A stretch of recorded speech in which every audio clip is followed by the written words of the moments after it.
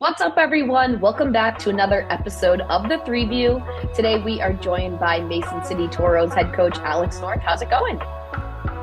Pretty good. How about yourself? It's going good, thanks. So, congratulations on your new position. That's pretty exciting. First head coaching gig in Mason City. How are you feeling about that? Thank you. It's cool. I'm obviously glad to still be in town. I was with the Bulls last year in the NA, getting to stay in town, but get to be a head coach again. Pretty excited and grateful for the opportunity.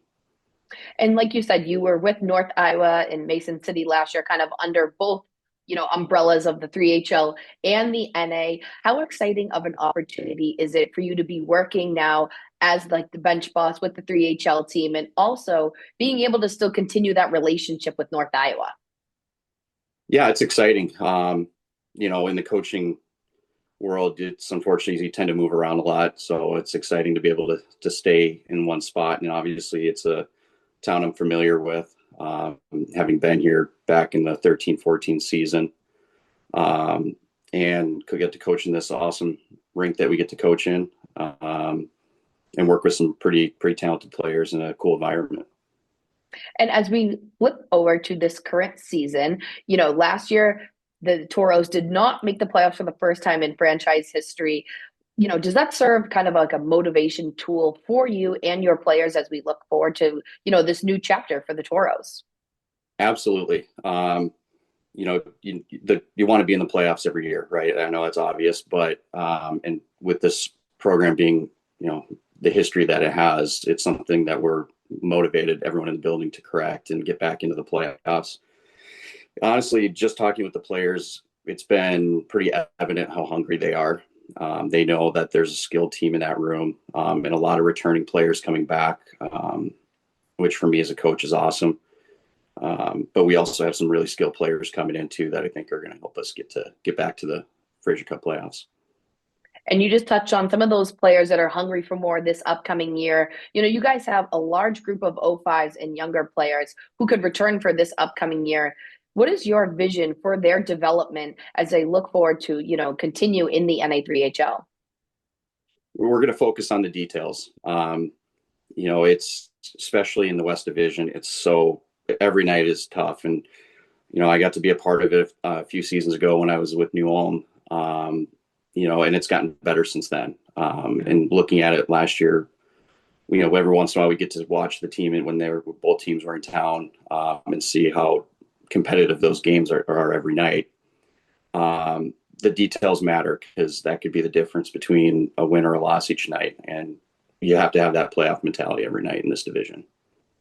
And when you look at those players that are able to come back, is there anybody that kind of sticks out to you as somebody who you're really excited to see, further their career with the Toros?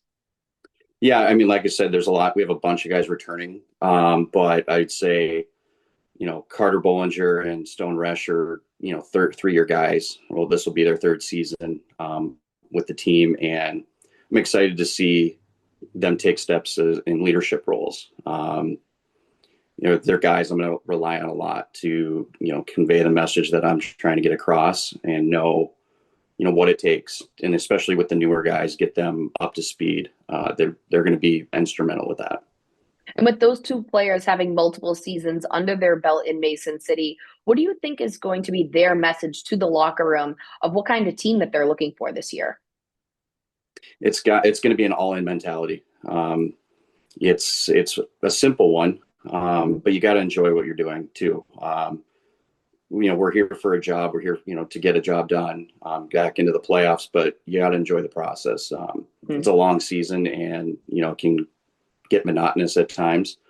So we got to make sure that the atmosphere in the room is one that guys are excited to come to the rink every day, enjoy being around each other and, going to work, and battling together. So that's going to be something that they're going to really have to, make sure everyone's all in on. And it obviously helps having them, help you portray that message as well, rather than just coming from the coach, coming from players who have, been around the block. Yeah, absolutely. And you yourself played in the NA ecosystem, and obviously you've had experience coaching in the league as well.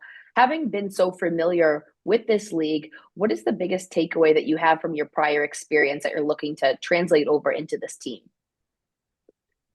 just the opportunities this leagues or both leagues or this umbrella offers. There's it's really cool to see the upward movement, not only as a player, but in coaching as well. How many guys have gone on from the NA3HL to, the North American League. And obviously that was pretty apparent in the Robertson Cup playoffs this year, how many guys with NA3 experience. But as a player, I feel like I can relate to what they're going through, and kind of give them, learn from my mistakes in some cases, or things that worked well for me, and kind of guide them on their path, and just have that trust factor with them that, hey, I'm not just some guy, I'm a guy who's been where you are, and trust that I know what is going to help them move forward. And when you were playing in the league now, what do you think has been the biggest development in the league itself over time? Probably the exposure, and that's credit to you guys. Getting that, that presence out there. As far as I can tell, I don't think any other league does it quite, like what we do here. But the exposure to, fans, getting schools in the buildings, for games, whether it's NCAA or ACHA, it's been really, really cool to see the exposure that the guys get every night. Right. And it's huge also when you have that relationship with the NA team where who knows, maybe they can hit, kill two birds with one stone, getting in front of both teams. Correct. And that's a great thing about being in the same building is, Nick Brunito, Bulls head coach, is literally right next door to me. So, we're talking every day, and we're talking about players. And if they're, having injuries, we're able to have a guy hop right up and go play with them. And we're going to keep that continuity between the two teams to be able to, if they need a guy, all he's got to do is knock on my door and say, hey, is so-and-so ready to go? And, that's my job to make sure they're ready to go. And in addition to continuing that relationship with the NA team, what are some of your biggest goals personally for this upcoming season? Obviously, the most obvious one is getting back in the playoffs, which is no easy task in this division. I've experienced, multiple divisions in this league, and, the West is, like I said, you have to have that playoff mentality every night. But for a team, the goal that's to get back in the playoffs, individually per player, I want to make sure that they're leaving here better men than when they got here. It's something that I've had coaches instill in me when I was a player, and, it's something I just want to continue on. And help them achieve their goals, whether it's, college hockey or, finding a job afterwards or a school to, get to where they want to go. And having the experience that you have in the West Division, is there any, series or team that you're especially excited to play against? I mean, they're all going to be fun. I have good relationships with all of them. And I know when I was in New Ulm, we had some good battles with Wilmer, and Coach Reuter's done a good job there getting, that program going. So obviously Jeff Krause up in Alexandria, I've coached against for, quite a few times, and DJ, like, everyone's done a good job. And Todd, obviously coming back to the division with the Moose is exciting. And Coach Ratzloff up in the Wilders, it just made this division I would probably say the most experienced coaching wise.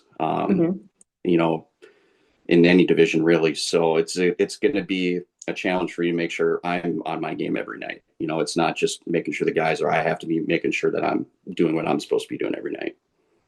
All right. Well, awesome. Thank you so much for hopping on this call. And we look forward to seeing, what you do as in year one behind the bench. Thank you. Thanks for having me. And thanks for everything you do for the players. It doesn't go unnoticed.